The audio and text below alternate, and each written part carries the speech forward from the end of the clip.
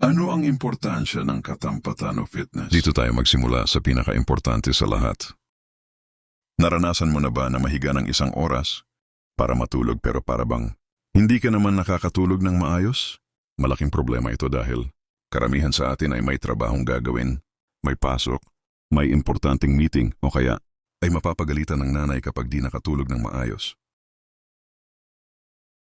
Dahil dito, maaari nitong maapektuhan ang mga iniingatan natin na attendance, grades, benta, sweldo at reputasyon.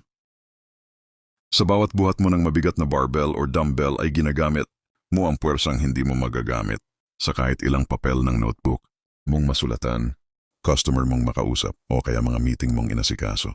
Ang fitness ay isang mahusay na kagamitan para maubos ang sobra-sobra nating enerhiya sa lumipas na maghapon. Bawat hingal at tulo ng pawis ay siyang higpit ng hawak ng iyong kamay sa mga importanteng trabaho.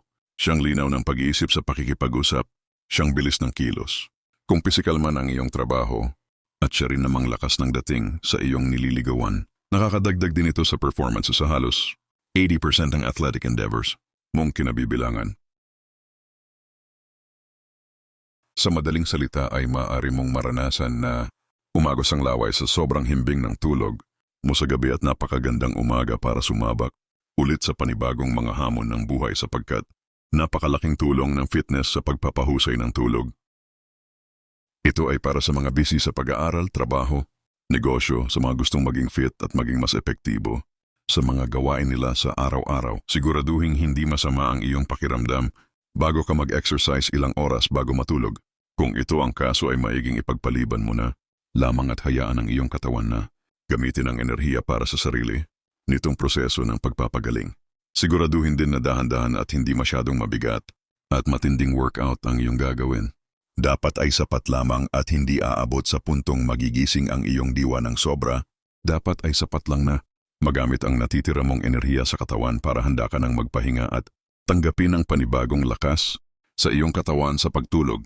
Gawin ito 3 o 2 oras bago matulog nang sa ganon ay makapaligo pa o matanggal ang mga pawis na idudulot ng iyong exercise. Ito ang panimula nating paksa kung bakit napakahalaga ng fitness o pag-eehersisyo sa buhay ng bawat tao kahit sino ka pa, kahit ano pa ang iyong katungkulan at gawain sa araw-araw. Marami pa tayong tatalakayin ukol sa paksang ito sa mga susunod na buwan. Mag-follow na kayo para marami kayong matutunan at i-share nyo ito sa mga mahal nyo sa buhay nang sa ganoon ay pareho tayong humaba pa ang buhay at magkasama-sama pa ng matagal. Salamat po.